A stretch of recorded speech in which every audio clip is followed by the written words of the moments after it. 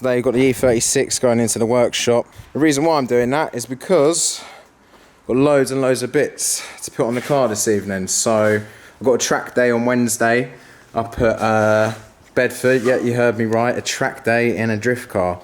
Should be pretty interesting. Yeah, obviously the E36 is built to be a drift car, or I've tried to build it like a drift car, so you know, all this suspension and geometry is kind of set up for being at full lock and being sideways. It's not really built for going around a track and having grip, but you know, as much as I love going sideways, I love my grip as well. So yeah, it's going to be interesting to see how it copes. Obviously I've got a welded diff on the back, so I don't know how that's going to affect its drivability, but we're going to give it a go. And we're going to film a little video as well and, you know, see how a drift car copes on track. But yeah, got loads of little bits to go on the motor this evening. Starting off with some Style 32s, which I've had for God knows how long. I think they'll look cool on the 36, sort of more of a racy kind of style wheel. And then up here, we've got loads of little goodies. So yesterday, again, I was on the shooter, I was painting these, but before I painted the wheels, I painted loads and loads of little bits. So yeah, the front end set up on the 36 currently is, I've got 46 330 brakes on the front, 46 front arms, eccentric pulley bushes, standard hubs, E90 tie rods and some rack spacers, purple steering rack as well, but that is it on the front. Nothing really that special, but I kind of wanted to, I mean, it seems stupid because, as you can see here, I've got some extended arms. I've got some cut hubs as well. Yeah, what they do on 36 hubs is they chop where the tie rod goes and they adjust the angle of it ever so slightly, which gives you a little bit more lock. So you can see there's some fat boy slugs on there. So yeah, put the wheel bearings on this morning. They're all ready to go. They just need to be tightened up. But yeah, got some laser cut extended arms here. The 25mm. I'm probably going to make tomorrow even harder for myself, which is a bit swag. But I've got to try and get the car on the ramp now and attack trying to put all this sort of shit on. And also, yeah, got an E36 half cage, which I'm stoked to finally get my hands on. I've been looking one for ages. It seems they don't crop up very often. You can buy full cages for them, but trying to get a half cage that's actually a good one and it isn't just some Chinese is hard to find. So yeah, I paid 400 quid for it. Thought it was quite reasonable. I mean, at the moment it's just primered. I don't think I'm going to have enough time to paint it before Wednesday. Today's Monday evening, and to get this painted and fitted into the car is going to be a no-go. But the main reason why I bought a cage, obviously for safety reasons, but if we look in the car quickly, I don't know if you've seen the car before, but I've got buckets in here and I've got harnesses. The harness bar situation isn't great, and to a little bit of explanation behind that. So with harnesses, obviously safety is a very key feature in motorsports and track cars or whatever it is, and the angle at which these sit, being low down, is very, very dangerous. And why that is rather than the momentum stopping me from going forwards, it actually pulls me down into the seat, which can give you spinal compression and it can kill you. Probably not the brightest idea to be running these for, but yeah, anyway, time to try get the car on the ramp. So after 20 minutes of faffing around, some bricks and some interesting ingenuity, it's finally on the ramp. So put her up in the sky.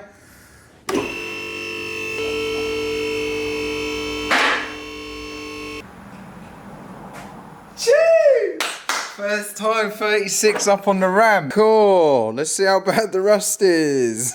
What my chassis rail's like. Could be worse. That actually gets me so stoked, man. The fact that we got a ramp. Goddamn. Right. Enough faffing around. Take off the hub, take off the control arms, yada yada yada. Basically take everything off.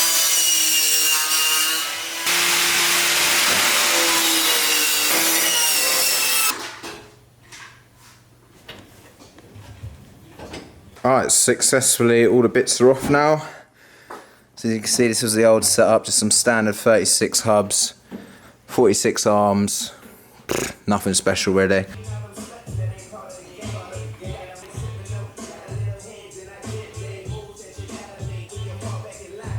So got all the new bits lined up, ready to whack on the motor. Got to film loads of stuff, but I'm here putting the calipers on.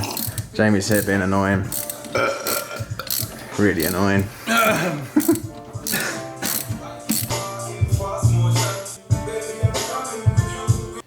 Look at this for an angle. But yeah, just showing off the lovely laser cut gold arms, and then the rest of the car looks what? Because I've changed setup, I kind of went with, I mean, I'm not really that knowledgeable, so I kind of went with what I originally had on the tie rods, which was E90 inners, E36 outers, and because I've extended this, it doesn't work. So I've got to go tomorrow, and the lollipops didn't work as well.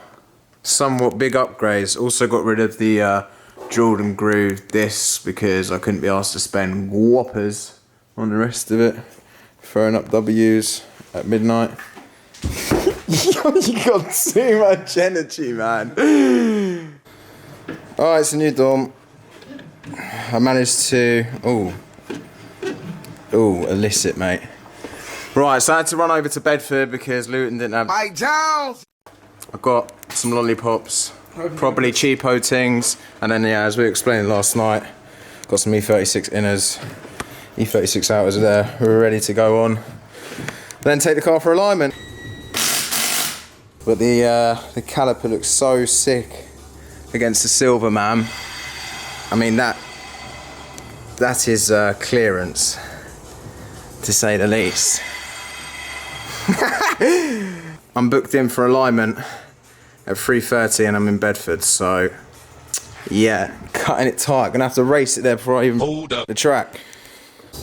Alright, that's it all set up, ready to go to the wheel alignment place.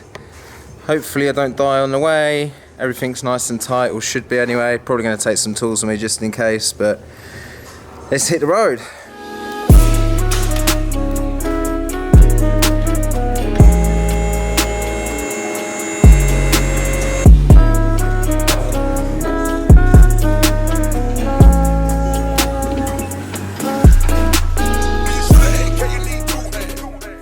Yeah.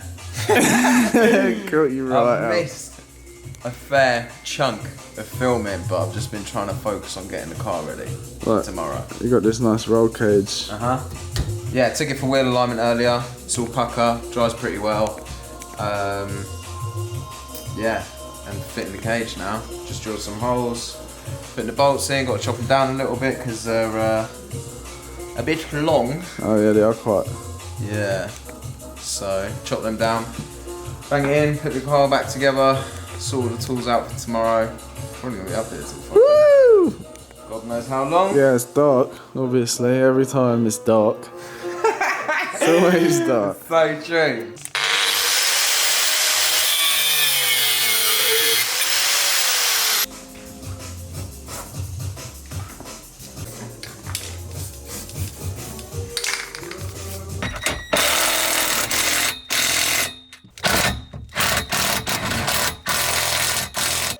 Working on your car. I'm always working on everyone else's cars apart from my own. Baby. God damn. Man. Soon come, mate. That's what happens when you're a mechanic.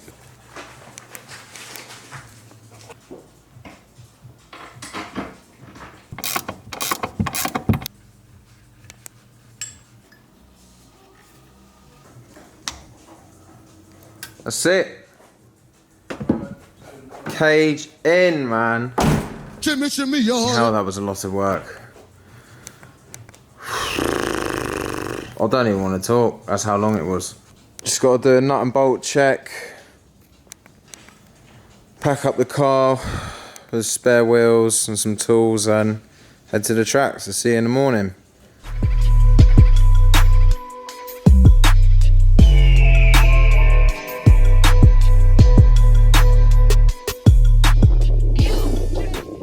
Yo, so we made it. Up at Bedford Autodrome today for a little track day in the 36. Already done a few laps and yeah, the car feels mega. It's actually surprisingly got a lot of grip considering it's built for drifting. I mean, it is slow. Baby. You know, having a good blast with the boys today. And yeah, we're gonna go for some laps, do a couple GoPro clips and that. Hopefully not get in trouble. I've already been told off for drifting today, but hey, it's all in the name of fun, right? Let's get to it.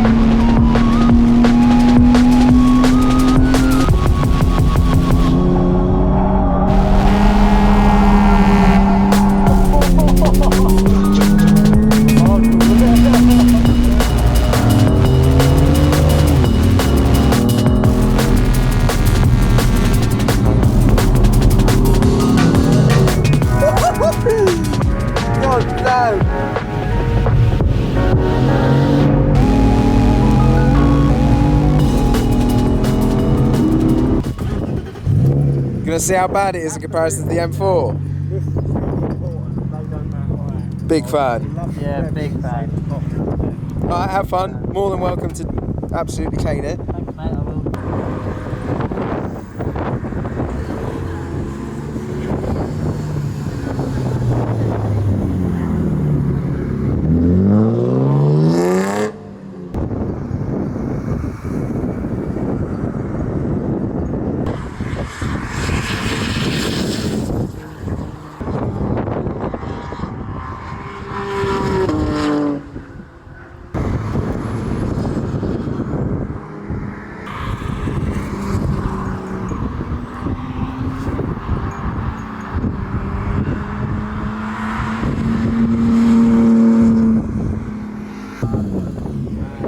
What did you do? Oh, I thought that's what it might be. Yeah, it's cool. Go for it, man. It is good fun, isn't it? Yeah. You got told off for being like this. Yeah, I saw your arm over there. Alright, yeah, have fun, dude.